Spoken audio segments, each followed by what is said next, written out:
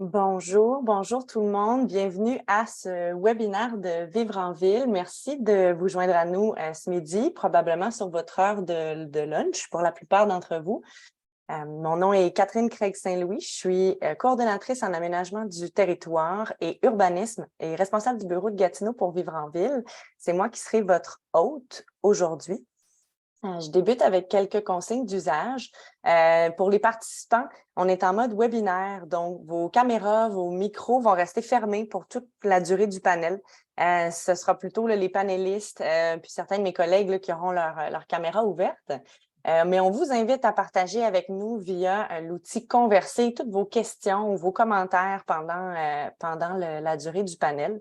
On pourra les partager aux panélistes lors de la période d'échange avec le public. Pour accéder à cet outil-là, on vous invite à survoler le bas de votre écran dans l'application Zoom. Puis, il y a l'icône avec une bulle pour vous permettre d'échanger par écrit. Pour tous les problèmes techniques qui pourraient survenir liés à la plateforme, entre autres, vous pourrez nous écrire à l'adresse événement au pluriel @vivreenville.org. Mes collègues pourront la mettre dans l'outil discuter ou converser, dépendant de la version de Zoom que vous avez. Donc, en débutant quelques mots, moi-même déjà sur le sujet, donc l'aménagement des milieux de vie a une influence majeure sur la santé, la qualité de vie, les possibilités d'épanouissement des populations qui y résident. Puis, en effet, les choix urbanistiques peuvent atténuer ou, au contraire, perpétuer, voire aggraver les inégalités sociales. Entre autres, l'aménagement va jouer un rôle sur les niveaux d'exposition aux risques et aux nuisances, mais peut aussi exercer un rôle sur l'accès des populations aux ressources. Par exemple, qu'il soit question des îlots de chaleur urbains qui surviennent aux endroits fortement minéralisés avec un couvert végétal insuffisant, ou encore qu'il soit question des déserts alimentaires qui sont observables dans les milieux où on a un faible accès à des commerces alimentaires. Puis tout ça, d'autant plus que ça aura souvent pour effet d'affecter davantage des populations qui vivent avec d'autres facteurs d'exclusion et de vulnérabilisation. Puis dans le cadre du panel d'aujourd'hui, on s'offre le temps pour prendre la mesure des inéquités territoriales, pour repenser l'aménagement. Ça se veut une introduction à la vaste question du rôle potentiel de l'aménagement de nos milieux de vie en faveur de l'équité et de l'inclusion. Les interventions de 3 panélistes initieront l'auditoire à 3 dimensions donc, de cette problématique. On va vous inviter à partager vos réflexions en cours de route dans l'outil discuté, soit sur le rôle de la pénurie de logement dans la création des inéquités territoriales et les dynamiques qui créent cette pénurie, l'impact des transformations urbaines sur les inégalités sociales de santé et le processus de participation citoyenne et le travail avec les populations en situation de vulnérabilité. Donc, je vous les présente dans un instant, mais d'abord, j'en profite pour souligner qu'on est plusieurs à se rassembler à travers le Québec ce midi, forcément sur les territoires ancestraux et actuels de plusieurs nations autochtones. Donc, je vous invite à faire preuve d'ouverture, de curiosité, mais surtout de proactivité par rapport à ces questions-là. Donc, pour le mot d'ouverture, sans plus tarder, je passerai la parole à la directrice principale de Vivre en Ville, Jeanne Robin. Jeanne, c'est à toi. Merci Catherine. Et merci à vous tous et toutes d'être avec nous aujourd'hui. Je commencerai en rappelant que l'équité, historiquement, c'est au cœur du travail de Vivre en Ville. On travaille sur l'organisation des milieux de vie, ce qui signifie qu'on travaille au bénéfice de tout le monde. Et on travaille dans l'objectif de contribuer au développement de collectivités viables qui répondent aux besoins de leurs habitants et de leurs habitantes et qui favorisent l'épanouissement de chacun, de chacune dans son milieu. Donc dans une perspective de toucher toute la population. On a aussi bien sûr du travail qui est fait pour l'écofiscalité par exemple et tous les éléments qui peuvent concourir à éviter de faire peser sur la collectivité les choix d'une partie de la population, donc toujours dans une perspective d'équité. Cela dit, même si historiquement on travaille au bénéfice de tous et toutes, si on n'y prend pas garde, ça pourrait conduire à laisser dans l'angle mort la situation des plus vulnérables. Donc c'est pour ça que depuis quelques années, à Vivre en Ville, on a pris une orientation plus marquée vers la prise en compte différenciée des facteurs de vulnérabilisation dans nos activités. Cette prise de conscience-là, elle n'est pas isolée. On l'observe chez un nombre croissant d'organisations, puis je dirais même au sein de la population. Puis en quelques mots, je vous parlerai de notre prise de conscience et que vous partagez sans doute. Bon, d'abord, évidemment, il y a eu la pandémie. La pandémie, ça a conduit plusieurs d'entre nous à réaliser de façon sans doute encore plus forte qu'on le savait qu'il y avait pour plusieurs personnes un cumul de plusieurs pénalités. Les personnes qui exercent un travail pénible sont aussi souvent celles qui habitent dans des logements de moindre qualité, où c'est plus difficile de cohabiter. C'est des personnes qui ont parfois des déplacements longs, également pénibles, difficiles, moins accès à de la motorisation, qui résident plus loin de l'endroit où elles travaillent, bref, qui cumulent des facteurs de vulnérabilisation personnelle, souvent, par exemple, des personnes issues de l'immigration, des personnes aux origines socio-économiques moins aisées, et donc qui cumulent ces facteurs personnels de vulnérabilisation avec des facteurs liés au milieu, qui habitent dans des quartiers parfois qui sont moins favorables à leur santé et à leur qualité de vie. Donc, prise de conscience pandémique qui s'est accompagnée dans les dernières années par encore davantage d'articles et de recherches qui mettent en lumière les iniquités territoriales. Quand on parle des iniquités territoriales, on parle du fait qu'on assiste à une superposition entre les inégalités économiques et les facteurs peut-être un peu moins favorables du milieu. Par exemple, il y a des études qui ont montré que les îlots de chaleur qui existent un peu partout dans nos collectivités, ils sont davantage concentrés là où les caractéristiques socio-économiques de la population sont moins favorables. Et on se rend compte aussi qu'ils sont plus concentrés, ces îlots de chaleur-là, par exemple, dans les quartiers où il y a davantage de personnes issues de l'immigration. Ça fait aussi très longtemps qu'on sait qu'il y a davantage de piétons blessés dans les quartiers pauvres, particulièrement dans la ville de Montréal, par exemple. Donc, on constate cette superposition des inégalités, on constate cette forme de double peine avec la superposition des inégalités économiques et sociales et des iniquités territoriales. Parallèlement, on observe une difficulté à rejoindre les personnes qui sont en situation de vulnérabilité et une difficulté à les faire participer à la prise de décision sur les territoires sur lesquels elles vivent. Donc, on a plus de difficultés à connaître leurs besoins et plus de difficultés à les faire participer, par exemple, lors de séances de consultation publique pour différentes raisons. Puis j'ajouterais que, et je pense que certains d'entre nos panélistes vont en parler aujourd'hui, qu'on a un constat préoccupant qui est que face aux facteurs négatifs de l'espace public et de l'aménagement d'un milieu de vie, on constate que les mesures d'amélioration des milieux de vie, elles portent davantage sur les milieux où les caractéristiques socio-économiques sont bonnes que là où les facteurs de défavorisation se concentrent. Ces constats-là, on les a partagés à Vivre en Ville avec plusieurs d'entre vous qui nous suivez aujourd'hui, et parce qu'on travaille à créer des partenariats avec plusieurs organisations, avec plusieurs spécialistes sur le sujet des iniquités territoriales. Donc, c'est de toute évidence une conversation qui va se poursuivre et qu'on souhaite encore approfondir.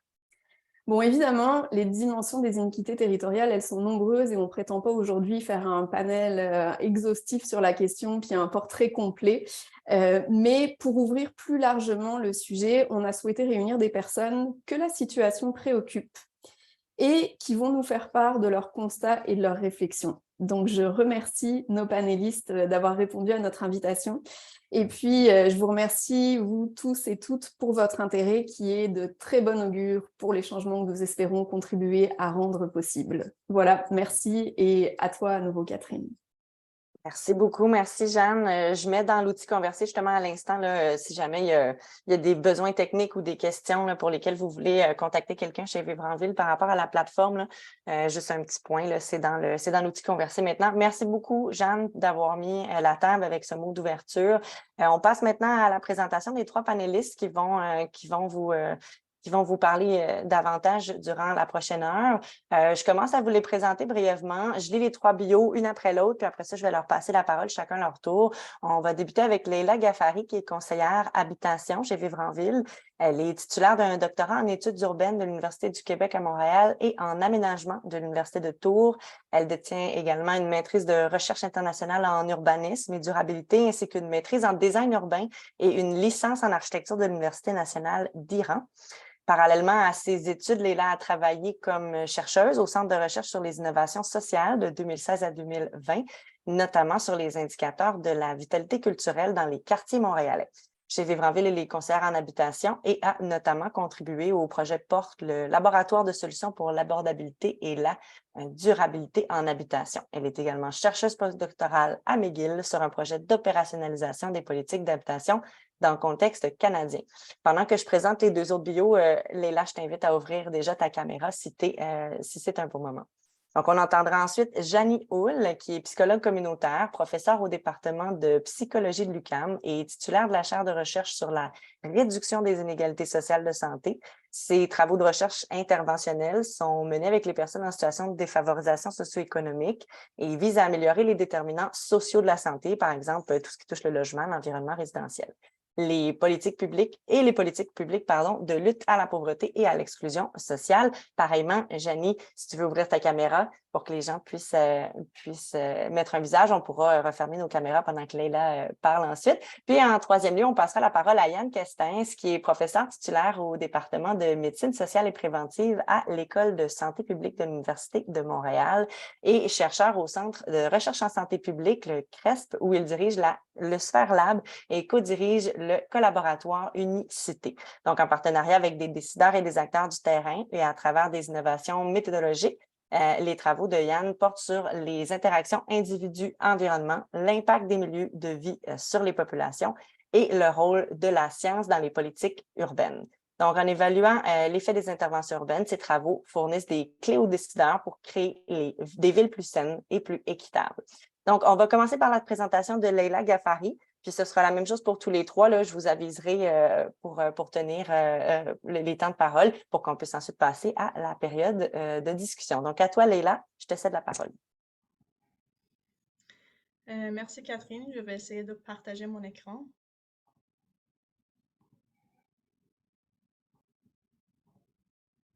Est-ce qu'on voit bien ma présentation? C'est parfait. Super. Donc, bonjour tout le monde. Je suis très contente d'être parmi vous pour discuter des inéquités territoriales aujourd'hui. Merci à Catherine et à Jeanne d'avoir fait l'introduction. Donc aujourd'hui, nous voulons réfléchir ensemble sur comment on peut repenser l'aménagement du territoire pour favoriser l'équité territoriale. Et je vais vous parler de la transformation du quartier, les enjeux d'habitation et comment ils influencent les inéquités territoriales. 15 minutes passent très vite, donc je vais lancer dans le contenu rapidement. Donc, nous vivons dans un monde inégal à toutes les échelles territoriales. On peut penser aux inégalités entre les pays, entre les villes, à l'intérieur des villes, entre les quartiers et même à l'intérieur des quartiers. Je me concentre à l'échelle de la ville et du quartier aujourd'hui. Pour commencer, regardons une carte de la RMR de Montréal, faite par le Service de développement économique de la ville de Montréal en 2016. Moi, j'aime beaucoup regarder les cartes quand on parle des inéquités territoriales parce que les cartes sont très, très parlantes. Donc, cette carte montre le revenu moyen des ménages, le plus foncé étant le plus élevé. Vous pouvez voir ici les inéquités territoriales et la ségrégation socio-économique qui existe. Si on regarde la carte des taux de chômage ou le niveau d'éducation, on peut voir les mêmes tendances à peu près. Mais aussi, il faut souligner que c'est important comment on interprète les cartes quand on voit ce genre de données. Par exemple, cette deuxième carte montre la concentration des ménages locataires qui consacrent 30% ou plus de revenus de ménage au logement. Je vous demande de la comparer avec la carte précédente. Je vais vous le montrer une autre fois, juste pour que vous puissiez la comparer. Et en regardant seulement cette carte, on peut dire que ceux qui habitent à l'ouest de l'île sont cost-burdened ou ils vivent dans une situation d'inabordabilité. Mais si on regarde la carte précédente, elle montre le revenu des ménages. Donc, pour les ménages qui gagnent 120 000 et plus, disons qu'ils dépensent 40% de leur revenu au coût d'habitation, il reste 72 000 pour autres dépenses. Mais pour un ménage qui gagne 50 000 $, s'il dépense 40% de son revenu pour le logement, pour un logement qu'on sait n'aura pas la même qualité de celui de l'autre, il lui reste 30 000 pour autres dépenses. Donc, on ne peut pas interpréter les données en isolement. Il faut mettre les couches ensemble pour pouvoir les comprendre en termes d'iniquité territoriale. Maintenant, pour vous montrer à quoi ça peut ressembler les inégalités à l'intérieur des quartiers, je vais vous montrer ces deux cartes que j'ai produites il y a quelques années pour l'arrondissement de Montréal-Nord. Ça, c'est l'arrondissement de Montréal-Nord. Les données datent de 2016 et les cartes sont faites à l'échelle des aires de diffusion. On peut ici clairement voir que la population n'est pas également répartie socio-économiquement sur le territoire de l'arrondissement. Donc, la première carte à gauche montre la population n'ayant aucun diplôme et le plus foncé et le plus élevé, comme l'autre carte. Et la carte à droite montre le revenu médian après un peu de ménage. Donc, on peut voir une relation entre ces deux cartes si on regarde les couleurs. Et cette deuxième carte à droite montre les taux d'effort en logement.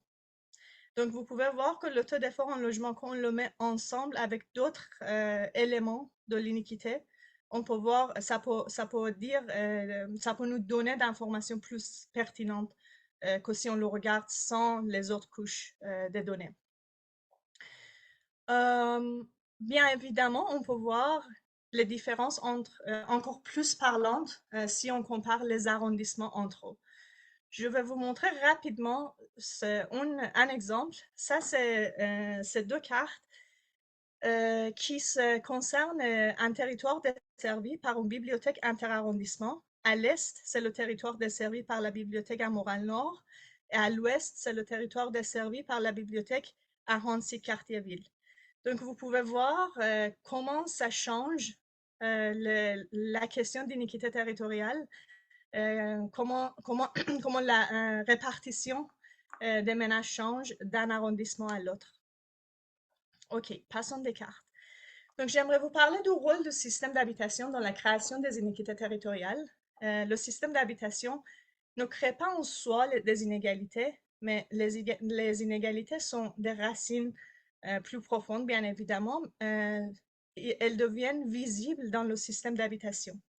Le système d'habitation a la capacité de former l'expérience d'inégalité. Donc, il peut améliorer les conséquences des iniquités ou renforcer ses effets. Plus l'habitation est marchandisée, plus il aggrave les effets des inégalités. Dans ce contexte, j'aimerais soulever 4 points. Premièrement, l'habitation peut devenir l'outil de transformation inéquitable du territoire. La pénurie de logements à l'échelle des villes et des régions crée une situation qui est inéquitable tout court, mais qui est aussi inéquitable territorialement. Toute logique de drive until you qualify est basée sur l'iniquité territoriale. Ça veut dire que si tu n'as pas assez d'argent, tu dois t'éloigner du centre jusqu'à ce que tu puisses payer. Les études montrent que la pénurie de logements et la spéculation qui en résulte conduisent les acheteurs aisés à aller vers les quartiers des résidents à revenus faibles ou modérés. Autrement dit, l'offre de logement des villes peut déterminer la vitesse à laquelle la gentrification peut se produire. L'augmentation de l'offre de logement pour ralentir cette pression au déplacement que subissent la population à faible revenu. En général, il existe des grandes différences locales, régionales et nationales dans la quantité, le mode d'occupation, le prix, le type et la qualité des logements disponibles. Et l'ensemble des possibilités de logement disponibles pour les ménages ne représente qu'une fraction du parc total de logements, donc sur les logements vacants qui sont à vendre ou à louer à un moment donné dans le temps, constitue l'ensemble des choix potentiels des ménages. Le fait que l'ensemble de choix pour la plupart des ménages soit très limité signifie que tous les ménages ne sont pas en mesure de vivre dans un logement répondant à leurs caractéristiques souhaitées ou même à leurs besoins. Pour vous donner un exemple concret, après, je vais parler de cas de Hochelaga-Maisonneuve. Après la fermeture des usines à Hochelaga, un processus de dévitalisation a été déclenché dans le quartier. Hochelaga-Maisonneuve est un quartier avec une histoire industrielle de Montréal, à l'est de Montréal. Donc, Hochelaga a perdu 44% de sa population entre 1961 et 1991. Et en résulte le déclin du quartier et sa stigmatisation. Un des symptômes de ce déclin était les bâtiments barricadés et les logements délaissés. En 1996, Hochelaga avait 46 bâtiments barricadés et 1873 unités résidentielles vacantes. Ce qui est intéressant est que le processus de la revitalisation de quartier a commencé à travers une volonté locale d'attirer les investissements au quartier. Le collectif en aménagement urbain Hochelaga Maisonneuve a fait un relevé des bâtiments barricadés et a utilisé ce document pour négocier avec les banques ou les caisses qui possédaient des bâtiments abandonnés dans le quartier. L'idée était de les convaincre de céder leurs biens à la ville ou aux organismes pour en faire quelque chose avant que la valeur des autres propriétés ne descende davantage. Un résident de quartier qui est devenu un promoteur immobilier dans ce temps-là m'a raconté qu'il a profité de la même situation pour commencer à acheter dans le quartier. Donc, il disait, la gentrification, c'est moi qui l'ai faite. En 1990, personne ne voulait acheter dans le quartier. Les gens m'ont donné presque les immeubles. Donc, en parlant de comment repenser l'aménagement du territoire, imaginons si la ville aurait acheté ces bâtiments délaissés à ce moment-là et si elle aurait investi dans le quartier. Comment la transformation d'Hochelaga serait différente aujourd'hui? Deuxième point, c'est que notre système d'habitation et la pénurie générale de logements font en sorte que la mobilité résidentielle de certains met en danger la stabilité résidentielle des autres. Donc, la préférence résidentielle de la population aisée se promène à l'intérieur des villes, se basant entre autres sur la disponibilité et la spéculation du marché d'habitation dans les quartiers désirés. Par exemple, quand le plateau, un quartier amoral, ne peut plus offrir le logement que la population cherche à cause des prix trop élevés ou du manque d'unités disponibles, la population qui possède une certaine mobilité résidentielle et qui résiderait à Plateau si elle pouvait, va vers Rosemont, par exemple. Après, les prix commencent à augmenter à Rosemont et la population qui pourrait auparavant aller habiter à Rosemont ne peut plus le faire et elle va vers Hochelaga et ainsi de suite. On peut donc observer un mouvement de la population qui est déclenché par la mobilité résidentielle de la population aisée, renforcée par la pénurie de logements, mais qui impose un mouvement de la population à faible revenu vers les milieux moins favorables, vidant la place pour cette population qui cherche une certaine qualité de vie et qui peut le payer. La mobilité résidentielle se manifeste sur le territoire par le choix résidentiel. Le choix résidentiel est guidé par 4 éléments principaux. Premièrement, les références collectives qui sont construites par notre entourage, par les médias, par l'économie et par la politique. Je vais en parler plus dans un instant. Deuxièmement, ce sont les déterminants individuels tels que le moyen de transport dont nous disposons, notre âge, le nombre de nos enfants, notre emploi, etc. Troisièmement, c'est les attributs de lieux tels que le voisinage, la localisation, l'accessibilité, le contexte socio-économique, etc. Et finalement, la disponibilité des options dans la limite de nos moyens. L'élément qui devient important ici dans le contexte des inéquités territoriales, c'est que les choix sont très inégalement répartis. La disponibilité des choix est basée sur le revenu et la capacité de payer. Il est clair que personne ne choisit de vivre dans un logement insalubre dans un quartier défavorisé parce qu'il préfère y vivre. Mais dans certaines circonstances et à certaines étapes de la vie, cela peut être le meilleur logement disponible pour la personne.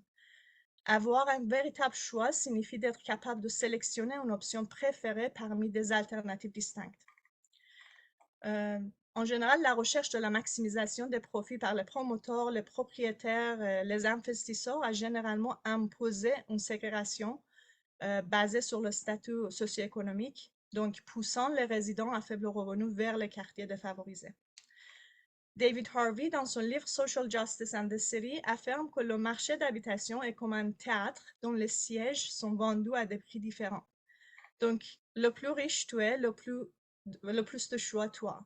Et ceux qui n'ont pas les moyens doivent se contenter avec les sièges de pire qualité et beaucoup de gens ne peuvent jamais voir un théâtre car les sièges les moins chers sont toujours trop chers pour eux. Dans ce contexte des choix limités, l'habitation devient à la fois le symptôme et l'outil d'inéquité territoriale.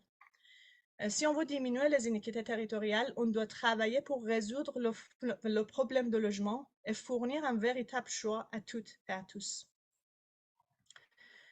Le troisième point est que les décisions politiques et économiques peuvent influencer les tendances du marché immobilier et aggraver les iniquités territoriales. Comme j'ai mentionné précédemment, le choix résidentiel est influencé par les références collectives et ces références sont construites, entre autres, par les décisions politiques et économiques. L'exemple dehors de cette construction de références collectives est rêve américaine. Depuis le début du XXe siècle, l'industrie de temps de paix produit plus que ce qui est consommé. Donc, le gouvernement et l'industrie ont cherché à élever le niveau de consommation du peuple américain. Les décideurs ont vu l'avantage à long terme de maximiser le nombre de jeunes couples qui occuperaient des maisons individuelles et les équiperaient avec les produits des usines.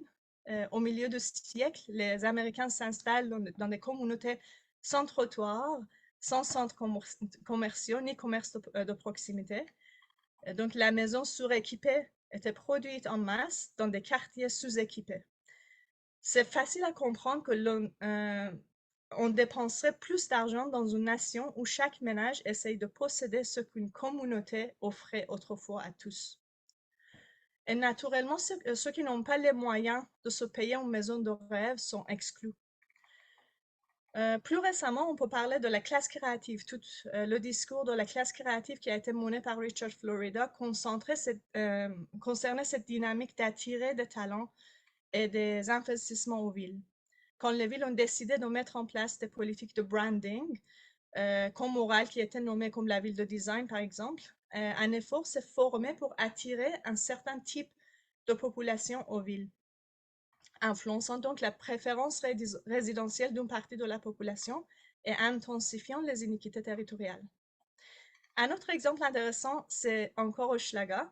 Ça, c'est un article, ce que vous voyez sur l'écran, est un article publié en 2014 dans le Journal de Montréal avec le titre « L'appellation Oma fait son chemin ». Et une situation de l'article dit « Plusieurs commerçants utilisent Oma pour montrer qu'Hochelaga n'est plus un quartier où les gens se tirent dessous.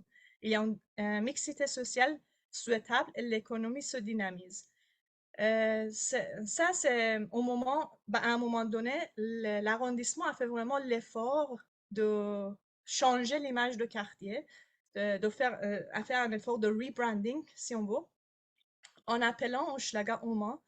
Et ça c'était encouragé par la Société de développement commercial. Mais ça n'a pas, le succès n'était pas là, donc c'était un échec à la fin parce que la population locale s'est opposée à cette nouvelle appellation. Ils ont fait des manifestations même. Ils avaient des t-shirts sur lesquels c'était écrit « Mon quartier n'est pas Oma, c'est Hochelag ». Donc, on voit quand même que cette référence, cet effort de changer les références collectives a été fait pour attirer un certain type de population dans le quartier et donc poussant la population de longue date de quartier. Les villes et les quartiers évoluent dans le temps en général sous l'influence des tendances plus larges, comme on en a parlé. Pour vous donner un exemple au niveau de développement territorial, par exemple, l'industrialisation de Montréal et les quartiers péricentraux étaient basés sur la mise en place des réseaux ferroviaires. Si on regarde Hochelaga-Maisonneuve, un quartier qui a un passé industriel, comme j'ai dit, on peut voir que le quartier est entouré par ces réseaux.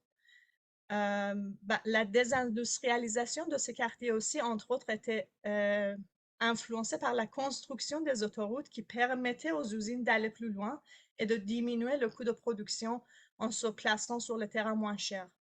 Donc, le déplacement des usines et leur fermeture a déclenché un processus de dévitalisation et dépopulation de ces quartiers. Dans le même ordre d'idée, les décisions politiques concernant les investissements dans le domaine du logement ou du développement territorial peuvent influencer cette tendance d'iniquité. Aujourd'hui, si on décide d'investir dans le développement routier, ça va encourager l'étalement urbain et renforcer la logique de drive until you qualify. Notre système de réglementation aussi influence les tendances du marché et les iniquités territoriales. Le zonage exclusif, par exemple, a créé une ségrégation résidentielle importante dans nos villes. Et aujourd'hui, on voit les villes et les pays qui éliminent le zonage exclusif pour sortir de cette logique de ségrégation et pour répondre aux besoins de logement. les instances publiques peuvent influencer les inéquités territoriales en créant un cadre national qui fait du problème de logement une responsabilité partagée. Donc, un des problèmes, c'est que pas tous les territoires se sentent responsables pour résoudre le problème de logement. Et donc, on voit les inéquités territoriales qui s'intensifient au cours du temps avec cette déresponsabilisation qui existe. Eh ben, ils peuvent aussi encourager la production de logements à but non lucratif en leur donnant les avantages comparatifs, comme un zonage différencié, par exemple. Ces décisions influencent directement les inéquités territoriales. Leïla, tu m'avais demandé de te faire signe. Là, il te resterait peut-être 1 ou 2 minutes pour conclure. Merci. OK. Vu que ça ne me reste pas trop de temps, il y a un 4e élément que je vais seulement mentionner et on peut en discuter si vous voulez dans la période des questions et réponses. Le 4e élément, c'est que les acteurs locaux peuvent renforcer ou freiner les inéquités territoriales. Donc, les STC, les sociétés de développement commercial, les organisations communautaires, la mobilisation citoyenne au niveau local et l'aménagement du territoire au niveau local peuvent influencer les inéquités territoriales.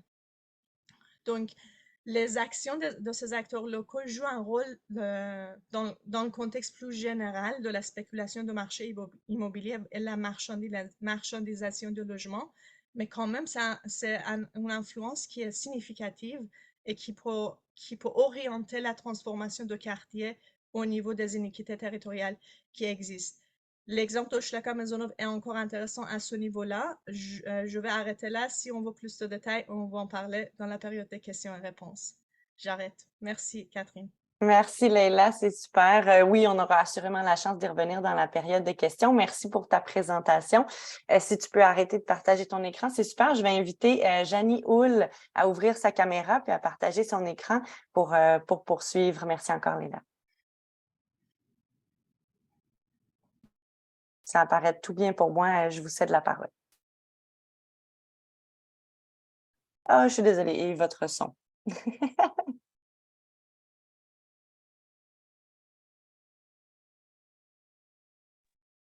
Alors, je recommence. Bonjour à Ça tous. fonctionne.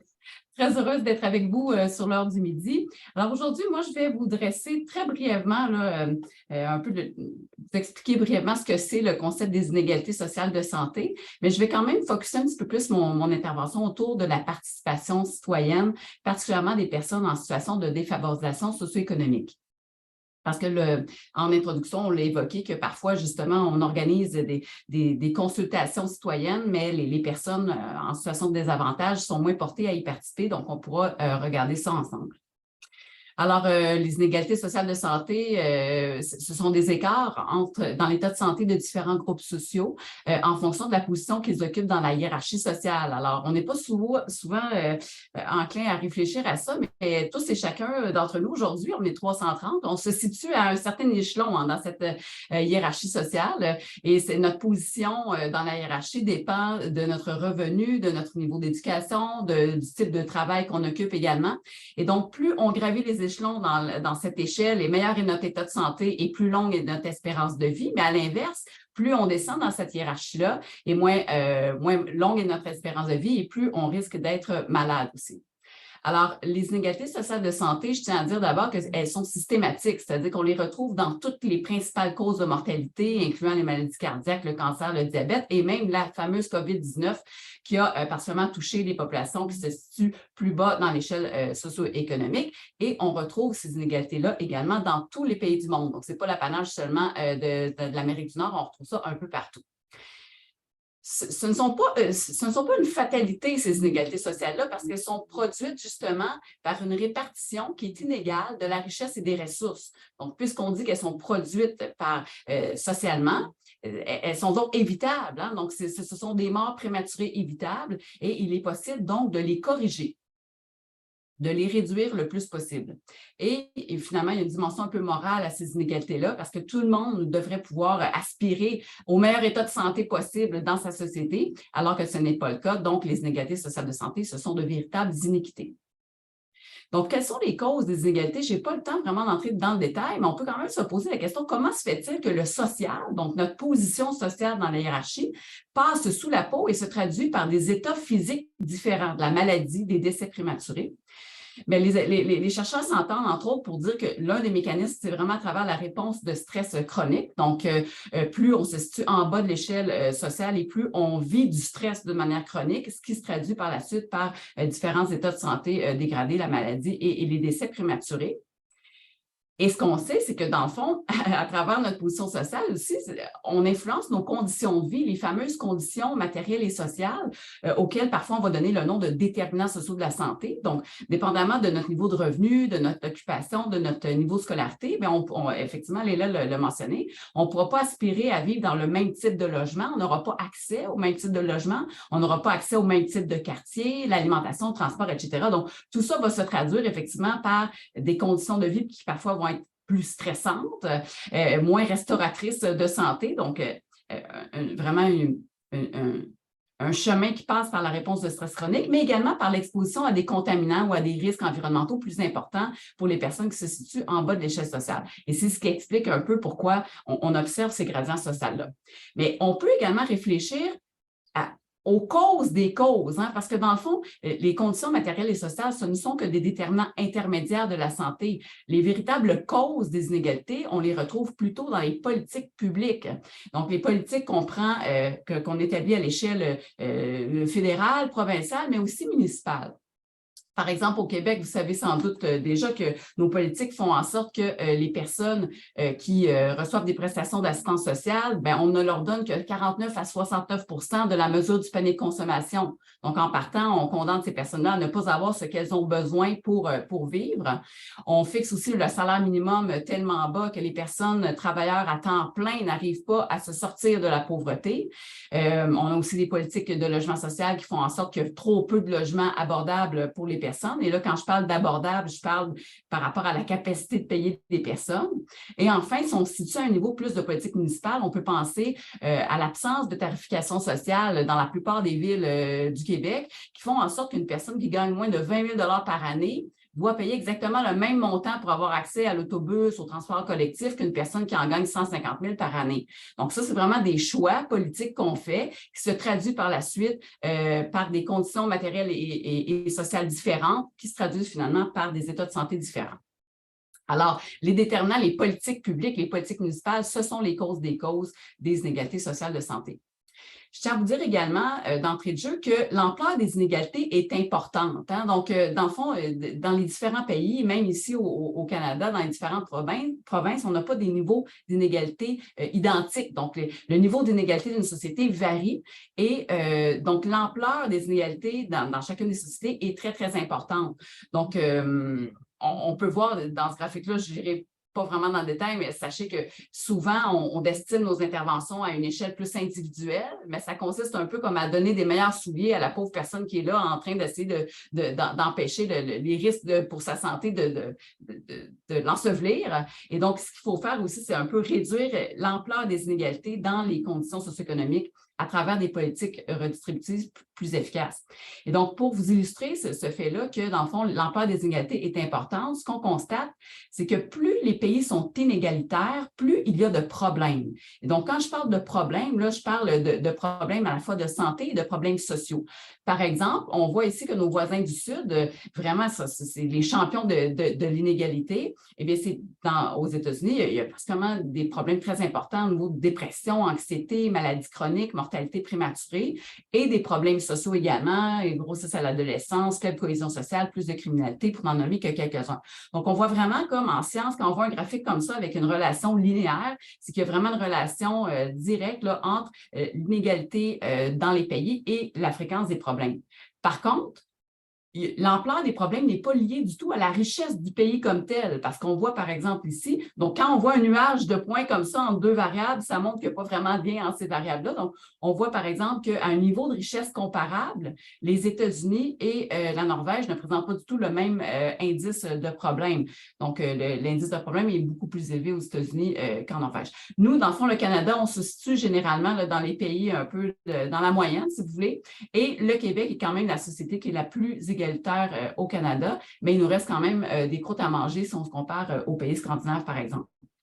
Donc, l'ampleur des problèmes est vraiment liée à la répartition inégale des richesses dans le pays. Puis, je vais vous expliquer un petit peu certains processus psychologiques qui peuvent nous aider à comprendre ce fait-là.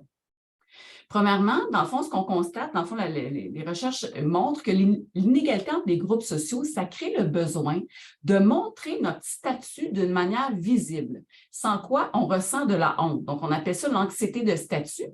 Et donc, de quelle manière pensez-vous qu'on peut montrer notre statut de manière visible? Bien, c'est souvent à travers différents biens de consommation, notamment quel genre de voiture on conduit, quel genre de vêtements on porte, quel genre de maison on est capable de se payer, dans quel genre de quartier on est capable de vivre, etc.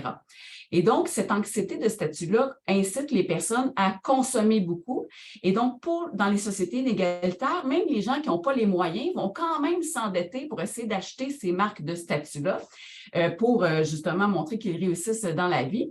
Et l'endettement, ce que ça fait en sorte qu'on n'a plus envie vraiment de payer nos impôts, de partager nos richesses. On veut garder ça pour nous, pour justement rembourser nos dettes. Ça crée un phénomène de désolidarisation sociale où on sépare vraiment les personnes en différentes catégories, eux versus nous.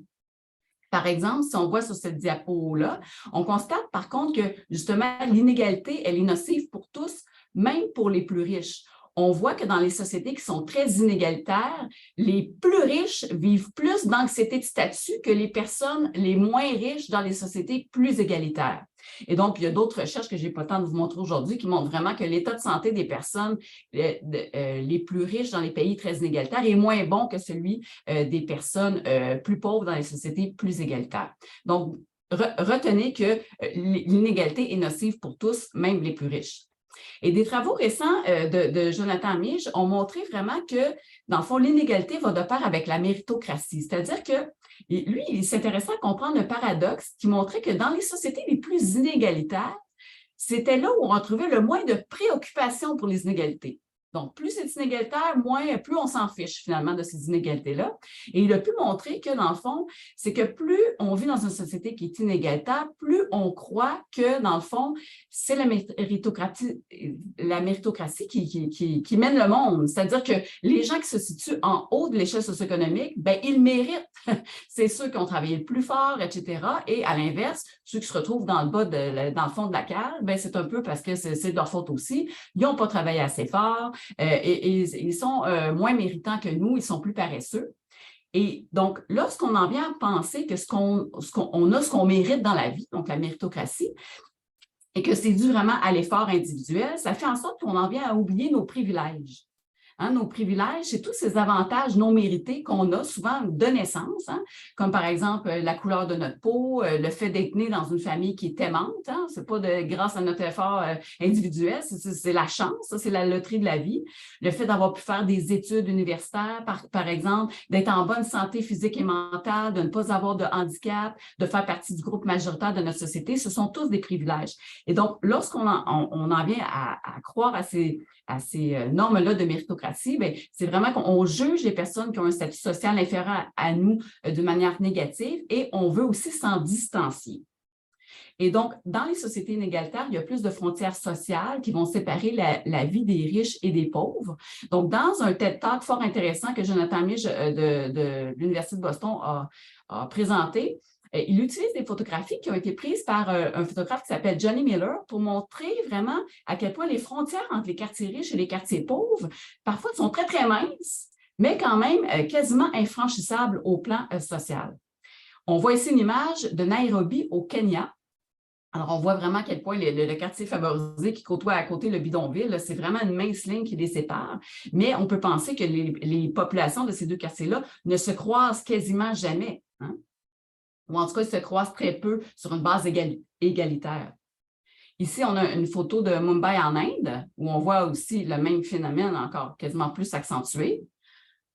Et ici, on voit Montréal, Canada, la différence entre Parc Extension et Ville Mont-Royal. Donc, on voit qu'effectivement, donc les frontières, c'est le boulevard des Caries, si je ne me trompe pas, là, donc, ne sont pas infranchissables au plan physique, mais souvent, elles le sont au plan social. Et donc, le fait de ne pas se côtoyer sur une base d'égal à égal, d'une manière quotidienne, mais plutôt dans le cadre de relations hiérarchisées, comme par exemple patron-employé, client-serveur. Ça fait en sorte qu'on va toujours se comparer au sein de notre même réseau social et on va prendre pour acquis nos privilèges. Donc, ce que ça prend pour réduire les inégalités sociales, ça prend vraiment... Il faut être capable de traverser les frontières, il faut être capable de construire des sociétés, des communautés qui soient plus mixtes, qui aient vraiment plus d'inclusion, notamment des personnes en situation de défavorisation socio-économique. Donc, des communautés où les gens peuvent se côtoyer d'égal à égal, d'humain à humain. Donc, ça prend des communautés inclusives. Et donc, justement, il y a un rapport récent de l'Institut national de la santé publique du Québec qui est intitulé « Le rôle des municipalités pour favoriser la santé et la qualité de vie en contexte de rétablissement post-pandémique » qui montre justement, d'une part, que la pandémie a vraiment contribué à accroître beaucoup les inégalités sociales en matière de santé, mais que quand même, les municipalités ont des compétences, des leviers particuliers pour agir sur ces éléments-là et faire en sorte que les quartiers soient plus favorables à la santé pour tout le monde. Et justement, pour ce qu'ils recommandent, dans le fond, de la part des municipalités, c'est de travailler au rétablissement de la vie sociale, de s'assurer que l'offre de services réponde aux besoins des personnes qui ont été le plus affectées par la pandémie, donc les personnes qui sont plus défavorisées au plan socio-économique, et de renforcer également la gouvernance collaborative, c'est-à-dire la participation des citoyens et des citoyennes dans les décisions de la ville, tout ça pour soutenir le développement d'un milieu inclusif. Et ça m'amène donc à vous parler de l'importance de l'équité dans les processus de participation citoyenne. Pour s'assurer que les personnes en situation de défavorisation socio-économique participent de manière équitable à la définition des priorités et au choix des services offerts dans une ville, dans une communauté, bien, il faut mettre en place des dispositifs supplémentaires que les approches habituelles de participation universelle qui sont généralement utilisées par les villes pour faire participer les citoyens.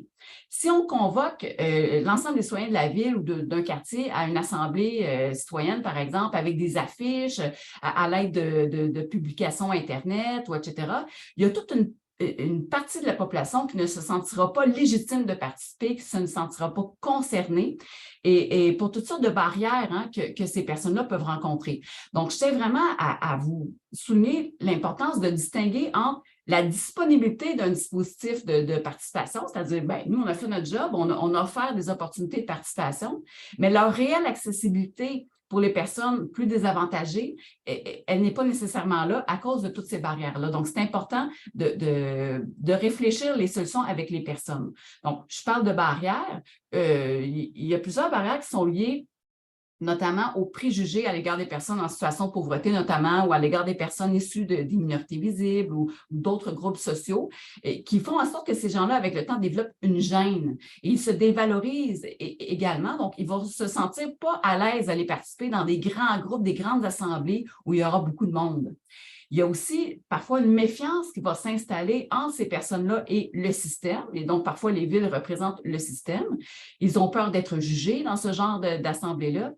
Parfois, simplement, les moyens financiers sont insuffisants, comme le transport. J'ai évoqué tantôt le fait que les personnes en situation de pauvreté n'ont pas souvent les moyens de prendre le transport pour se rendre à différentes assemblées. Parfois, certains d'entre eux vivent dans des logements insalubres où notamment il y a des punaises. Moi, pour travailler beaucoup en HLM, c'est un problème qui est récurrent. Bien, les gens qui ont des punaises n'osent plus trop sortir de chez eux, ils n'osent pas trop aller contaminer d'autres personnes. Et donc, ça peut être une barrière supplémentaire à leur participation. Et il y a bien sûr la fracture numérique et les problèmes de littératie. Vous seriez étonné de voir à quel point les personnes en situation de pauvreté, ils n'ont pas accès à Internet. Et là, de plus en plus, les services sont affichés ou les informations circulent seulement sur le web et donc ça exclut tout un pan de la population de ces informations-là. Ils n'y ont pas accès et même parfois, ils ont de la difficulté à lire. Donc, ça prend vraiment d'autres mécanismes pour les informer et pour les inclure. Et donc, ces mécanismes-là, pour favoriser leur participation, on peut penser à des mécanismes vraiment de base, c'est-à-dire aller à leur rencontre plutôt que de s'imaginer que ces personnes-là vont venir à nos activités qu'on organise. Donc, il y a toujours le bon vieux porte-à-porte qui est nécessaire. Là, vous allez me dire, je n'ai pas les ressources pour faire du porte-à-porte partout dans ma ville, je comprends, mais en même temps, souvent, on les connaît, les endroits dans les villes, dans les quartiers où c'est une concentration de personnes en situation de pauvreté. Donc, à ce moment-là, il s'agit vraiment d'aller à leur rencontre. On peut faire aussi des tournées téléphoniques. On peut bien sûr, délocaliser les consultations. On peut tenir des consultations dans les salles communautaires des HLM, par exemple, dans les organismes communautaires qui sont fréquentés par les personnes en situation de pauvreté, comme les banques alimentaires, les comptoirs vestimentaires. Il faut idéalement aussi le plus possible personnaliser les invitations parce que, comme je vous dis, souvent les gens ont tendance à se dévaloriser. Donc, il faut vraiment y aller vraiment de manière personnalisée puis dire, vous, madame, Jocelyne, Roger, Sylvain, on a besoin de votre parole pour que les services qu'on offre dans notre municipalité soient accessibles pour vous aussi. Donc, les gens vos voisins. Et donc, c'est important pour vous de venir, de participer. Donc, vraiment, la personnalisation des invitations, c'est important. On peut passer aussi à travers des personnes de confiance pour leur montrer que c'est important pour eux de participer à ces dispositifs-là. Donc, les personnes de confiance, ça peut être justement les professionnels du réseau de la santé, des services sociaux, mais aussi beaucoup les organismes communautaires qui peuvent être des alliés. Idéalement, il faut aussi adapter l'animation parce que des grandes assemblées de centaines de personnes, souvent les personnes en situation de défavorisation vont être moins portés à prendre la parole. Ils n'en penseront pas moins, ils auront des bonnes idées aussi, mais ils n'oseront pas dans ce genre d'assemblée-là les partager avec vous. Donc, ça prend souvent des plus petits groupes, des activités brise-glace où, dans le fond, on fait en sorte que tout le monde est capable de partager une information sur une base égalitaire. Ça peut être, par exemple, son loisir favori, son animal préféré. Nous, on a déjà utilisé les animaux totems. Donc, il faut vraiment user de créativité pour vraiment briser la glace avec ces personnes-là. Respecter le rythme aussi puis prendre le temps. Souvent, ça peut prendre plus qu'une rencontre avant d'avoir fait le tour de la question avec les personnes plus défavorisées au plan socio-économique. Donc, c'est important de se donner le temps et idéalement d'être capable vraiment de leur donner un pouvoir un peu aussi décisionnel plutôt que ça soit simplement des consultations où à ce moment-là, les gens, ça devient un peu du tokenisme, c'est-à-dire qu'on prend quelques personnes en situation de pauvreté qu'on met là dans un comité, mais qui n'ont pas tant de pouvoir que ça dans les décisions. Donc, ça prend des ressources supplémentaires, du temps supplémentaire, c'est certain. Et idéalement, moi, ce que je dis, c'est important aussi de valoriser et de célébrer les succès. Ça, c'est une image une photo qu'on a prise avec des locataires en HLM où on leur a remis des attestations de participation citoyenne pour tout le travail qu'ils avaient fait avec nous. Parce que pour certains, ça peut être un premier pas vers justement briser son isolement, sortir de l'exclusion, participer aux décisions de sa communauté. Et c'est important vraiment de valoriser, de célébrer ces petits succès-là parce que ça va les encourager, ça va construire la confiance et ça va les encourager par la suite à continuer de s'investir dans leur communauté et de prendre la parole. Alors, je pense que plus les personnes sont éloignées des processus de participation habituels, plus il faut reconnaître le courage qu'elles ont dû déployer pour franchir tous les obstacles qui se posent à elles pour venir participer. Donc, c'est important de reconnaître cette participation-là. Alors voilà, donc on aura l'occasion d'en discuter à la période de questions, mais j'arrêterai ici mon intervention et je cesse mon partage d'écran. Merci. Merci beaucoup, Janie, merci. Sans plus tarder, je passerai la parole à Yann Kestens pour partager l'écran. C'est à vous. Parfait, je vais partager mon écran. Bonjour tout le monde, est-ce que ça fonctionne? Oui, c'est beau. Oui, ok, super. Écoutez, moi je vais vous parler un petit peu de mon expérience aussi en tant que chercheur à l'École de santé publique de l'Université de Montréal. Donc je travaille sur les enjeux de vie et de santé, beaucoup en collaboration avec d'autres collègues à travers la province ou à l'international. Donc j'ai vu qu'il y avait un petit commentaire sur le fait que cette présentation portait beaucoup sur Montréal. Je vais avoir pas mal d'exemples sur Montréal, mais aussi d'ailleurs. Donc, mais c'est vrai qu'étant à l'Université de Montréal, Montréal est un peu la ville d'expérimentation que j'utilise. Alors, je vais commencer par une déclaration d'intérêt, juste pour vous mentionner que dans le cadre de mes activités de recherche, et notamment des activités de recherche financées par les instituts de recherche en santé du Canada, il y a des compagnies aussi qui se sont développées ou qui ont été développées, des compagnies spin-off. Une qui développe des outils centrés sur le participant pour soutenir la recherche en sciences sociales, Polygone, et une autre, Mobisense, qui fabrique des capteurs pour collecter des mesures sur les individus dans leurs environnements. Donc, juste pour vous mentionner que je suis impliqué dans ces compagnies et qu'elles seront en partie évoquées parce que c'est des services qu'on a utilisés dans certains de nos travaux. Alors bon, on a déjà eu une bonne introduction sur la notion de ville en santé, donc je ne veux pas trop creuser encore ici, mais c'est sûr que aujourd'hui on a plus de 50% de la population mondiale qui vit en ville, et c'est un chiffre qui ne cesse d'augmenter. On a parfois vu les villes comme faisant partie du problème, on voit de plus en plus les villes comme faisant partie de la solution. Alors, ce que je voulais ajouter aussi sur ce point-là, c'est que il faut voir où on peut voir la ville en tant que système complexe. Et ça, c'est peut-être un élément qui est à la fois intéressant, mais aussi qui effraie un petit peu parce que bien sûr, quand on parle de système complexe, on parle d'une multitude d'agents, de nombreuses interactions, de boucles de rétroaction, de phénomènes qu'on appelle émergents, multi-échelles. Et donc, pour comprendre la ville et les dynamiques auxquelles on s'intéresse, et notamment aux enjeux d'inégalité sociale ou d'iniquité sociale, eh bien, ça requiert une multiplicité de disciplines et d'outils pour appréhender cette complexité. Donc, moi, je viens d'un milieu plus de la géographie, de l'aménagement du territoire. Aujourd'hui, je travaille en santé publique, mais ça reste un travail très collaboratif à travers les disciplines. Et bien sûr, ce qui est intéressant dans cet objet qu'est la ville, c'est d'observer ces dynamiques changeantes à l'œuvre. Alors, peut-être ajouter aussi que la ville, bien sûr, c'est un objet qui est en mouvement. On parle beaucoup de mouvements quotidiens, mouvements pendulaires, de déplacements dans les espaces d'activité, déplacements, bien sûr, de personnes, mais aussi de biens. La ville, c'est aussi une opportunité ou une facilité d'interaction, et donc c'est aussi l'échange et le mouvement des idées. Donc on peut parler de flux, on a parlé tantôt de déplacement résidentiel. Finalement, on peut voir la ville aussi comme un objet en réseau avec toutes ces interactions continues. On peut aussi voir la ville en tant qu'entité au contour, je dirais, flou. Bien sûr, on s'intéresse à la ville en santé, c'est le terme qu'on utilise, mais bien souvent la ville s'étend, et des fois s'étend un peu trop, mais s'étend vers des zones qui sont quand même urbanisées, mais qui sont peut-être plus urbaines, mais qui font partie de cet échange aussi entre ville et milieux qu'on habite et qu'on occupe. Bon, la ville, c'est aussi des multiples types d'habitats. Là, on a évoqué un petit peu les différentes circonstances résidentielles, donc il y a aussi ça à tenir en compte. Et finalement, moi, ce que je pense qu'il faut aussi garder à l'esprit, c'est que la ville, elle est en constante transformation. Bon, là, on a quelques illustrations de photos d'époque qui sont essentiellement tirées de la région de Montréal, mais où on voit le avant-après. Et quotidiennement, continuellement, la ville se transforme. La ville est transformée par ses habitants, par les politiques, par les infrastructures, par les aménagements. Et ce n'est pas la ville telle qu'elle est aujourd'hui n'est pas forcément une fatalité, on peut dire. Il y a cette capacité là de se réinventer à travers le temps et en fonction un peu des visions, des valeurs, des politiques. La ville a pris des formes assez différentes. Alors, si on parle de ville en santé, peut-on avoir une ville en santé équitable? Peut-être juste une petite définition ici sur la notion de ville en santé, qui a été adoptée par l'Organisation mondiale de la santé. En anglais, on parle de healthy cities, et là on dit healthy cities are places that deliver for people and the planet. Et je trouve que ces termes-là sont vraiment intéressants.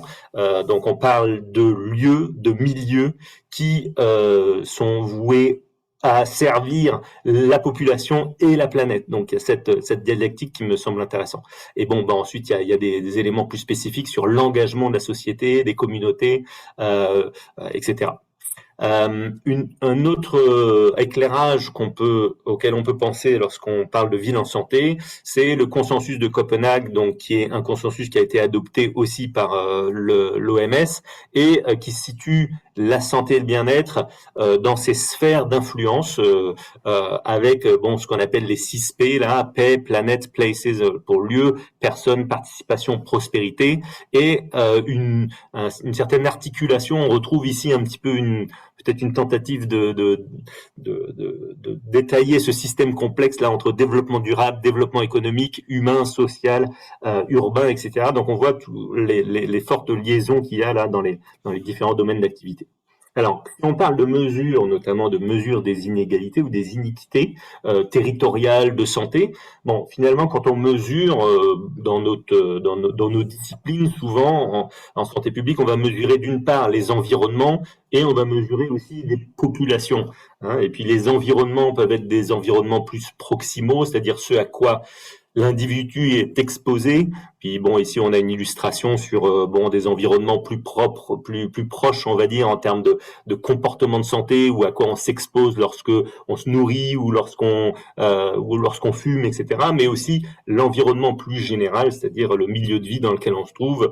Est-ce que notre quartier est vert? Est-ce qu'on est exposé à de la pollution? Est-ce qu'on est exposé à des infrastructures sociales qui permettent et qui favorisent la sociabilité dans les quartiers, etc. Alors, j'ai rajouté la notion de territoire en dessous parce que finalement, mesurer les environnements, c'est une chose, mesurer les populations, c'est autre chose, mais ces environnements se situent dans un espace et qu'on pourrait dire aussi qui est en soi une entité qu'il est important de regarder. Alors, aussi pour rajouter un petit peu sur d'où on vient et comment on regarde les choses, c'est sûr qu'en santé publique et en promotion de la santé, il y a cette vision que de s'intéresser à transformer les territoires et les contextes de vie va avoir un impact général sur l'ensemble de la population. Donc on parle du déplacement de la courbe. Donc si on a une courbe ici qui est représentée, donc une représentation, une distribution normale d'un phénomène avec un niveau de risque sur la droite de la courbe et un niveau de risque plus faible à gauche de la courbe. Bon, bien sûr, on pourrait s'intéresser, par exemple, avec une approche très clinique, aux gens qui sont à un niveau de risque très élevé, mais ici, avec une approche populationnelle, on déplace la courbe, donc on réduit les expositions pour tout le monde, et donc on arrange la situation pour tout le monde. Bon, il reste le petit bémol peut-être qui a été soulevé ici par mes collègues Kate Froelich et Louise Potvin, qui montre que, attention, on peut déplacer la courbe, mais on peut aussi l'écraser, l'aplatir. Et dans ce cas-là, on peut aussi, en voulant agir sur l'environnement, augmenter les inégalités, en fait. Parce que là, si on écarte la courbe, on n'a pas vraiment réglé le problème de la concentration des risques et on a plutôt créé une concentration des bénéfices. Donc, il y a un petit peu ça à garder en tête. Alors, l'autre aspect qui est intéressant, qui a déjà été évoqué, c'est la ségrégation spatiale des fonctions. On est quand on dit que la ville s'est transformée, mais il y a eu des époques, des périodes où les valeurs autour de l'aménagement étaient la ségrégation avec une vision très fonctionnaliste de l'aménagement urbain, donc une ségrégation spatiale des fonctions, en grande partie aidée par l'utilisation de l'automobile et le développement d'infrastructures routières, notamment au Québec. Et on a aussi, bien sûr, une ségrégation spatiale des populations. On l'a vu avec la présentation précédente. Bon, ici, certains travaux là de mes collègues Liliana Pérez en géographie qui montrent les concentrations ou en tout cas la diversité ou encore l'absence de diversité selon le statut d'immigration, la provenance du pays d'immigration. Donc, il faut garder en tête cette double combinaison de distribution, enfin de mixité sociale d'un côté, ségrégation sociale, et de l'autre côté, comment les choses se répartissent, comment les ressources se répartissent à travers l'espace. Donc, pour qu'il y ait inéquité, il faut qu'il y ait, en tout cas territorial, il faut qu'il y ait ségrégation sociale. S'il y a parfaite mixité sociale, comme on le voit ici, il peut y avoir iniquité territoriale, c'est-à-dire que certains secteurs peuvent être moins bien pourvus que d'autres, mais pour qu'il y ait iniquité socio-territoriale, sociale et territoriale, il faut à la fois qu'il y ait de la ségrégation sociale, c'est-à-dire que certains groupes vivent dans certains quartiers et d'autres groupes vivent dans des quartiers mieux pourvus, et qu'en plus, il y ait une distribution spatiale inéquitable des ressources. Alors la question aussi, c'est comment est-ce qu'on réfléchit à cette notion de quartier et d'accès aux ressources. Bon, on peut aller puiser un petit peu dans des travaux, on va dire, plus théoriques sur la question d'accès aux ressources. Bien sûr, les ressources qui contribuent éventuellement à une population en santé. Ici, un travail qu'on avait réalisé avec Paul Bernard sur différents mécanismes d'accès aux ressources qui peuvent être des mécanismes d'accès liés à la proximité lorsqu'on parle du domaine physique. Donc, est-ce que je suis proche ou pas d'un parc? Est-ce que j'ai accès ou non à un parc? C'est principalement une règle de proximité. Mais il y a d'autres types de ressources pour lesquels les règles sont différentes. La règle du droit sur les ressources institutionnelles, par exemple, la règle du prix sur les ressources économiques, on l'a vu avec les questions de résidentielles, ou encore la règle de la réciprocité informelle en termes de sociabilité locale. Bon, ça c'est une manière de réfléchir un peu à cette notion de quartier, juste pour illustrer qu'il y a toutes sortes de cadres conceptuels qui peuvent nous aider à réfléchir à l'interaction individu-environnement et comment cet environnement passe sous la peau, comme on le disait tout à l'heure.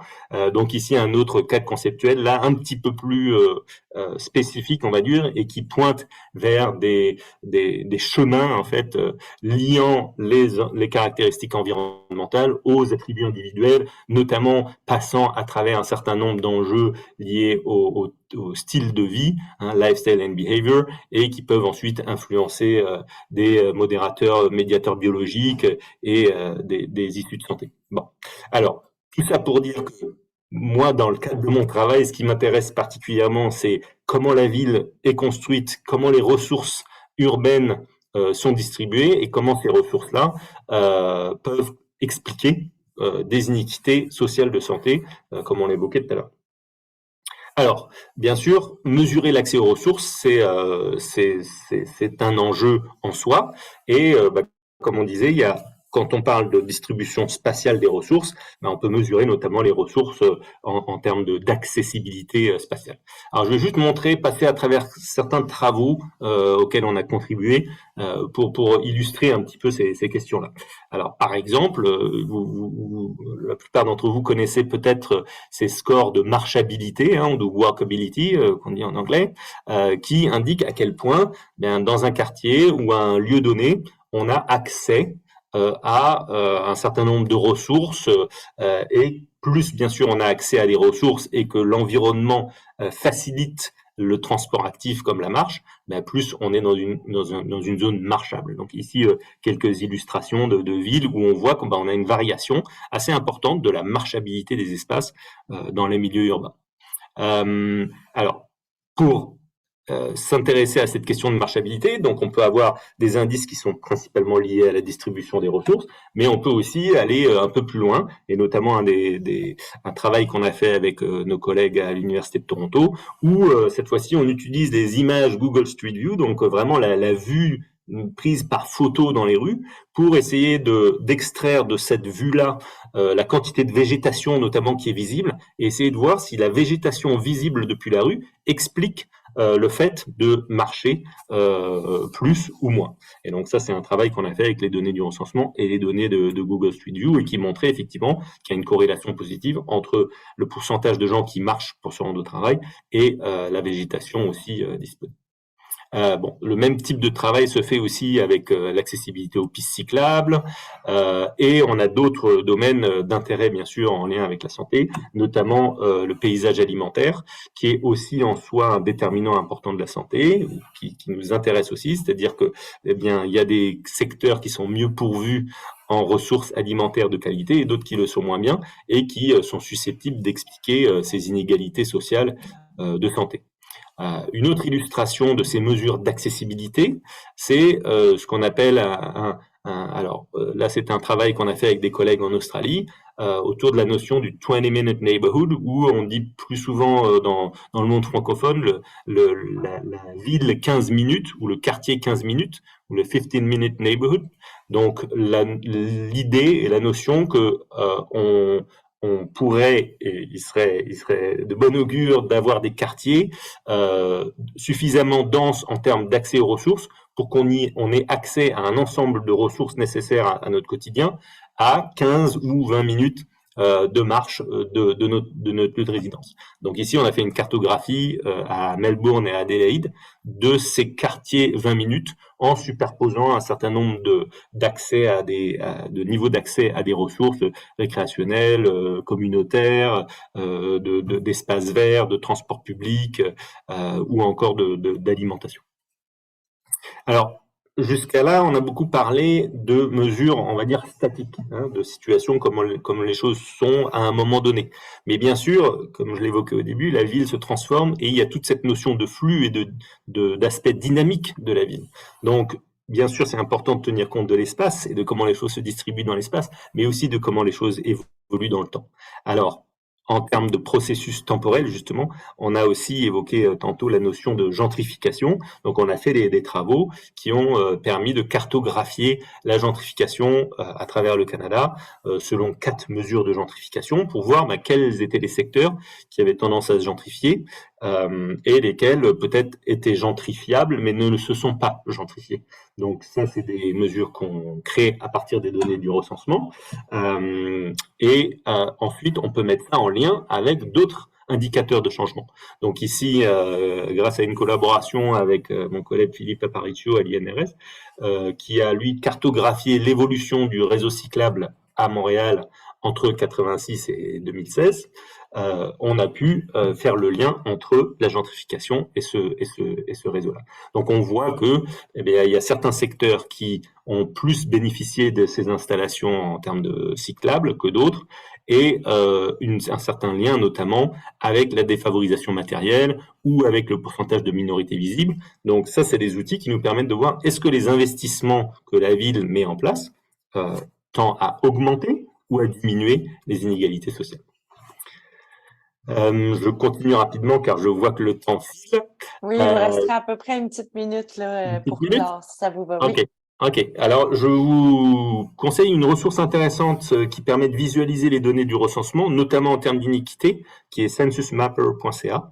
Et notamment à droite, vous voyez une carte qui illustre la concentration de la pauvreté ou la concentration de la richesse, c'est-à-dire qui indique quel est le pourcentage de personnes dans chaque secteur de recensement qui font partie du 90e percentile de revenus versus en lien avec le 10e percentile de revenus. Et on voit ici, sur cette carte à droite, des contrastes assez forts en termes de concentration de richesse.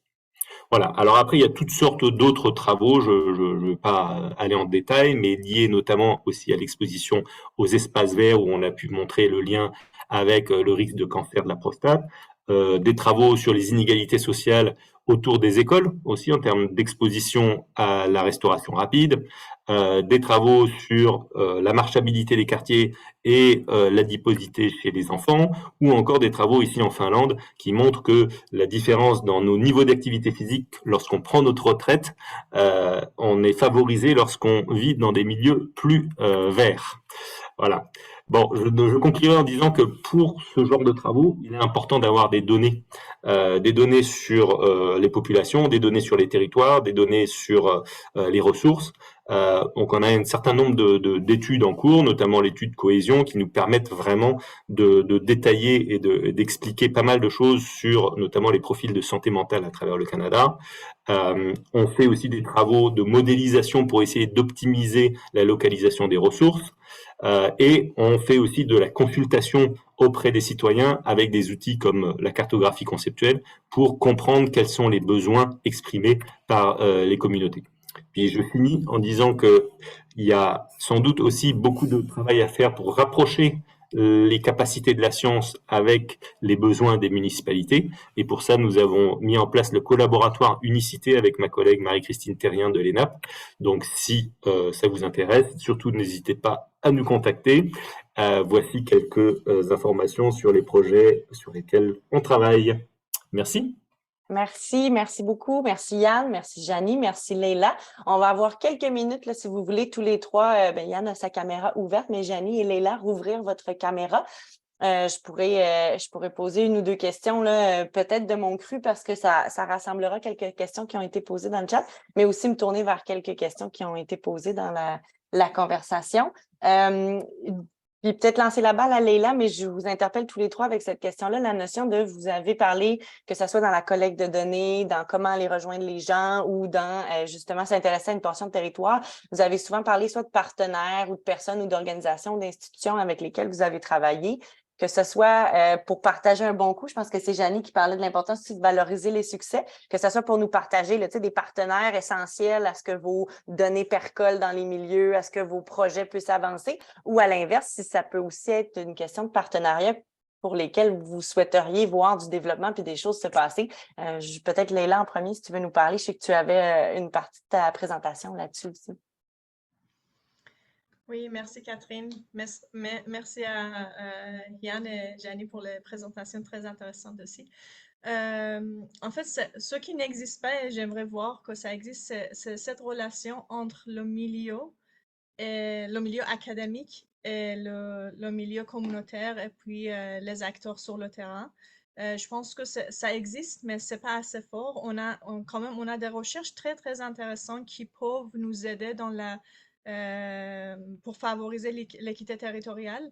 Mais on voit souvent que les décisions, les choix politiques sont faits ailleurs sans tenir compte de ces données qui existent. Donc, je pense qu'il y a un travail de faire de lier ces deux mondes qui sont des fois en isolement. Après, sur le terrain, si je veux parler des expériences que j'ai vécues en termes des acteurs qui jouaient un rôle, comme j'ai dit à Hochelaga, sur lequel j'ai travaillé pendant des années sur la transformation de Hochelaga, il y avait des acteurs très, très importants, surtout les acteurs, les organismes communautaires ont joué un rôle très important dans l'orientation de la transformation à Hochelaga. Hochelaga est un quartier en gentrification, mais la présence des organismes communautaires a réussi à créer un parc de logements abordable quand même et de préserver quand même une sorte de mixité dans le quartier, même si la tendance est quand même plus forte que la population et ces acteurs-là. Mais leur présence était importante au début de la revitalisation de quartier. On voit vraiment la revendication pour attirer l'investissement sur le quartier, revitaliser le quartier et éviter le déclin de quartier. Et après, par la suite aussi, on voit les revendications pour les logements abordables et sociaux dans les projets qui s'étaient mis en place pour les projets de condominium, par exemple, qui se sont construits dans le quartier Hochelaga. Après, il y a d'autres acteurs qui sont importants, pas toujours positivement dans la dynamique d'évolution des inéquités territoriales. La société de développement commercial, encore une fois, c'est important. À Hochelaga Maisonneuve, la STC a joué un rôle très important dans le déclenchement de processus de transformation en valorisant ou en encourageant un certain type de population avec les services qu'ils ont amenés sur le quartier. Donc, c'est ces deux côtés de positif et négatif qui existent. Et aujourd'hui, ce qu'on voit, on est dans une crise d'habitation et il y a des projets de développement qui se sont proposés dans le quartier, mais il y a une opposition qui s'est formée d'un côté de la part des citoyens, des résidents, des nouveaux résidents, disons des les gentrificateurs qui veulent maintenant préserver le status quo. Donc, ils disent que c'est tout ce qu'on dit de le phénomène de pas dans ma cour. Donc, on ne veut pas de développement résidentiel très grand dans le quartier. Donc, il y a cette opposition-là, mais il y a l'autre opposition de partie des organismes qui revendiquent les droits des locataires et qui revendiquent les logements sociaux, les logements sociaux aussi, qui combine avec cette opposition en disant qu'on veut des projets seulement si c'est 100% de logement social. Donc, on voit une opposition de ces deux types d'acteurs qui sont vraiment extrêmement différentes, mais qui freinent les projets de développement résidentiel et donc influencent quand même l'iniquité territoriale à long terme sur le territoire plus large de Montréal et dans la région. Merci, Leila. Janie, je sais que vous mentionniez, vous aussi, parmi les slides sur les solutions, cette notion-là des organismes communautaires, mais est-ce qu'il y a d'autres partenariats ou acteurs essentiels avec lesquels vous avez travaillé ou auriez aimé pouvoir travailler là, pour faire avancer? C'est ça, les organismes communautaires, les organismes de défense des droits, c'est vraiment des interlocuteurs intéressants si on veut aussi avoir le point de vue, la parole des personnes plus défavorisées au plan socio-économique. Pour moi, c'est important parce que si on veut lutter contre les inégalités, il faut les impliquer, ces personnes-là, vraiment dans les décisions. J'ai vu dans le chat une question qui m'était adressée, là, c'est quoi le lien que je fais entre la gouvernance collaborative puis les environnements favorables à la santé? Bien, moi, je pense que si nos visées sont de réduire les inégalités, il faut que nos processus aussi soient cohérents avec ces visées-là. Donc, des processus où vraiment les personnes qui sont plus désavantagées aient aussi accès à la prise de décision, puissent aussi influencer le choix des priorités de ce qui sera fait. Et le lien que je vois, c'est que, dans le fond, les personnes privilégiées comme nous, probablement, les personnes qui sont aujourd'hui autour de la table virtuelle, bien, on n'a aucune espèce d'idée de c'est quoi concrètement dans la vraie vie quotidienne de vivre avec des très faibles revenus ou avec d'autres facteurs de défavorisation.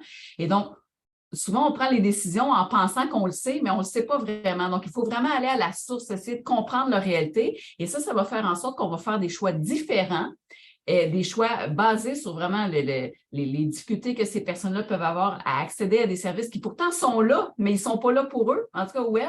Et puis, et c'est comme ça qu'on construit des environnements favorables à la santé pour tous. Et comme je vous dis, donc, pour réduire les inégalités, il faut des interventions qui sont aussi, on appelle ça proportionnelles aux désavantages. Donc, les approches qui sont universelles, c'est des approches qui souvent contribuent à augmenter les inégalités parce que les gens qui se saisissent des dispositifs qui sont à la disposition de tout le monde, bien, c'est souvent des personnes plus favorisées. Donc, on peut penser aux pistes cyclables. Là. Bon, bien, les gens en situation de défavorisation, est-ce qu'ils ont accès à des vélos? Est-ce qu'ils ont accès à la possibilité d'en louer gratuitement? Donc, c'est des éléments comme ça. Donc, pour moi, je vois vraiment un lien entre l'accès aux zones de pouvoir, l'accès aux zones de délibération et ensuite les décisions qui sont prises et qui vont aller soit pour favoriser les gens qui ont déjà du pouvoir, de la richesse et du statut ou les personnes plus défavorisées qui ont souvent moins voix au chapitre. Voilà. Merci. Yann, je ne sais pas si vous vouliez rebondir, la question soit des partenariats ou de la place du milieu, comment faire l'intégration? Oui, ben, c'est sûr que c'est crucial. Là. Si on veut que la recherche soit utile, il faut impliquer les partenaires. Nous, on a différents modèles, mais on a un comité aviseur sur, par exemple, notre projet Interact qui implique pas mal à la fois des représentations institutionnelles comme la ville de Montréal, mais aussi des groupes communautaires ou des groupes parapublics qui nous permettent de réfléchir ensemble, en fait, à comment poser aussi les questions qu'on se pose. Mais c'est sûr qu'on se heurte souvent à l'enjeu de représentation aussi dans nos enquêtes, par exemple. Et ça, on n'en a pas beaucoup parlé là, mais donc nous, on fonctionne beaucoup avec des enquêtes sur le terrain où on envoie des questionnaires à la population. Des fois, on leur propose même de porter un appareil pour les suivre dans leur mobilité. On a des petits questionnaires qu'on appelle momentanés. Donc 3 fois par jour sur leur téléphone, il y a une mini-enquête qui se lève et puis on leur demande comment ils se sentent, etc. Mais bien sûr, l'enjeu dans ces enquêtes-là, c'est qui participe.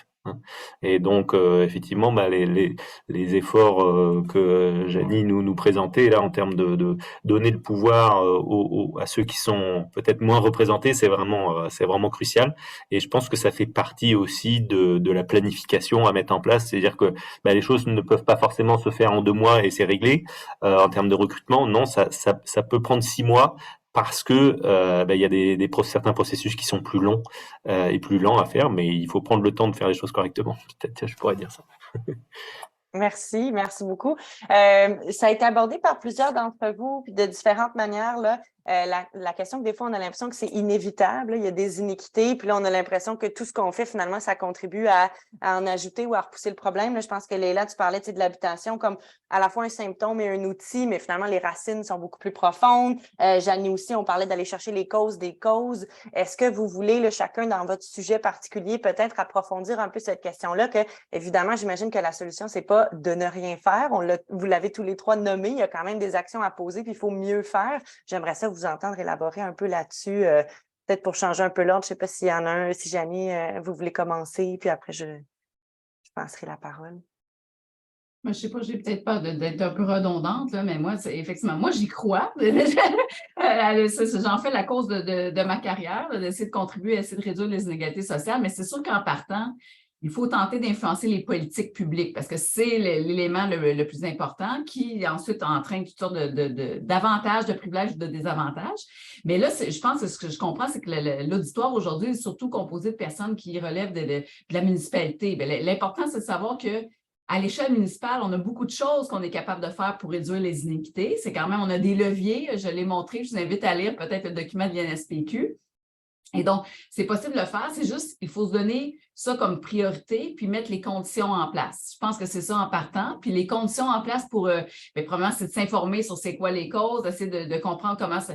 Par exemple, à Montréal, moi, je ne comprends pas comment ça se fait que, justement, les quartiers déjà défavorisés, comment ça se fait que ce n'est pas eux qui reçoivent en priorité les pistes cyclables, en priorité les parcs, en priorité Donc, bon, pour réduire ces inéquités, on constate que les inéquités continuent, malgré le fait qu'on les connaît, qu'on les documente, puis le travail de Yann est très éloquent à cet égard. Comment ça se fait que ça continue? Bien, c'est parce qu'il y a un manque de volonté politique, à un moment donné, de dire on en fait une priorité de réduire les inégalités. Puis pour vraiment y arriver, bien, ça prend des ressources, ça prend une réflexion, ça fait en sorte qu'on doit mettre un petit peu plus de ressources dans les quartiers qui ont été moins avantagés dans les dernières années. Et au détriment de d'autres, par exemple, parce que souvent, les gens vont dire, oui, mais ça, c'est pas équitable. Si on ne donne pas à tout le monde le même, c'est pas ça, l'équité. Je vous l'ai montré avec l'image. L'équité, c'est de donner à chacun ce qu'il a besoin pour atteindre son objectif. Vous vous rappelez les bonhommes qui voulaient regarder le match de baseball? Bon, ben, quand tu te situes dans le bas de la pente, puis là où la clôture est la plus élevée, quand même qu'on te donne la même chose que tout le monde, tu n'y arriveras pas, toi. Alors que des gens, certains y arrivent déjà parce qu'ils sont situés à la bonne place exactement. Donc, je pense qu'il faut réfléchir les choses autrement. Ça va amener à faire d'autres choix. Et je pense qu'il faut inévitablement le faire aussi avec les personnes qu'on appelle les personnes premières concernées. Voilà, c'est ce que j'ajoute. Merci beaucoup. On dirait que j'ai envie de... Il y avait plusieurs questions dans le chat qui faisaient des liens, là, justement, est-ce qu'on peut prioriser différents quartiers défavorisés pour aller y apposer des infrastructures, aller travailler avec eux? J'ai envie de lancer la balle à Leila. Il y avait beaucoup de questions dans le chat sur la notion de mais est-ce qu'on est capable de prédire que ça va ou que ça ne va pas créer de la gentrification? De quelle façon on peut la mitiger, tout ça? Est-ce que tu as envie de répondre? Oui, je vais essayer de combiner ta question avec les questions que j'ai vues dans le chat sur le cas de Vienne et puis revitaliser sans gentrifier, comment on revitalise les acteurs commerciaux sans créer la gentrification. C'est sûr que c'est une question complexe, mais je dis qu'avant tout, il faut changer la mentalité. Donc, tant qu'on voit le logement comme un investissement avant un droit, ça c'est le problème qu'on aura dans les décisions qu'on va prendre parce qu'on va pousser cette spéculation en avant. Donc, il faut changer cette mentalité dès le départ pour créer cette volonté politique pour faire autrement. Après, oui, c'est possible de revitaliser sans gentrifier, mais il faut mettre en place les mesures pour protéger la population qui sont sur le territoire. Et encore une fois, le système d'habitation joue un rôle très important dedans. Si on a des politiques de maintien sur le lieu, si on a des politiques de protection des locataires qui sont efficaces, on peut revitaliser les artères commerciaux en priorisant aussi l'économie sociale et solidaire, en maintenant les services de proximité pour la population vulnérable qui sont sur le territoire. Donc, il y a des stratégies qui existent qu'on peut mettre en place pour revitaliser parce que c'est sûr qu'on ne peut pas dire qu'on ne va pas revitaliser les quartiers défavorisés pour juste garder le status quo. On va revitaliser sans exclure une population qui a habité ce territoire depuis très longtemps, mais on ne veut pas aussi, on veut pas non plus exclure la nouvelle population qui aimerait venir résider sur ces territoires. Donc, il faut vraiment garder cet équilibre d'augmenter l'offre et la diversité de l'offre qu'on a sur ce territoire-là, combinant avec les politiques qui vont protéger la population la plus vulnérable pour qu'ils puissent continuer à profiter de cette revitalisation qui arrive sur leur territoire. Je m'excuse, j'avais fermé mon micro. Merci, Leila. Ça va presque faire office de mot de la fin. Je m'excuse, Yann, je ne veux pas vous faire porter ça, mais est-ce que vous vouliez réagir, peut-être une intervention brève pour que je puisse respecter le temps de nos participants? Peut-être brièvement. Alors, moi, je pense qu'on est dans une période où il y a énormément d'opportunités. Il y a une convergence dans l'urgence climatique. Il y a une perte de confiance dans le processus démocratique qui est en partie liée aux inégalités sociales. Donc, on est vraiment dans une période où il y a beaucoup d'opportunités de changement et c'est l'occasion de changer les choses et d'avoir les débats aussi collectivement pour savoir vers quelle société on veut s'orienter. Donc, je pense que le timing est bon. Merci infiniment. Ça sera tout pour moi pour que je puisse tranquillement, prendre le temps de vous remercier infiniment. Vous avez peut-être pu le voir dans l'outil Converser qui a circulé pendant qu'on discutait. Il y a beaucoup de merci, beaucoup de participants qui ont beaucoup apprécié les divers propos que vous avez pu tenir, qui vont consulter les ressources. Il y a même d'autres participants qui ont partagé, qui ont animé la discussion dans l'outil Converser. Donc, merci Leila. Merci Janie, merci Yann pour votre temps, pour votre passion, puis merci d'avoir accepté notre invitation. Donc, ce sera tout pour nous ce midi. Aujourd'hui, 2 petits mots sur des prochains événements à Vivre en Ville. On va organiser une série de conférences intitulées des villes d'hiver pour les personnes aînées, comment favoriser la mobilité active en période hivernale. Ce sera dans la semaine du 20 mars. Restez à l'affût sur nos réseaux sociaux, sur nos plateformes. Puis, peut-être dans une autre perspective d'équité ou dans une façon un peu différente de l'aborder. En avril, le 19 avril plus précisément, là, on aura le forum Aménager la ville apaisée. Donc, parler des rues sécuritaires et conviviales, des rues pour toutes les mobilités. Donc, les inscriptions sont déjà ouvertes. Là, on vous invite à aller jeter un coup d'œil sur notre site web. Donc, merci à vous 3 encore. Merci à l'équipe de Vivre en Ville qui était derrière tout ça au contenu. Puis, je vous souhaite une excellente fin de journée. Merci beaucoup. Au revoir. Merci tout le monde. Au revoir.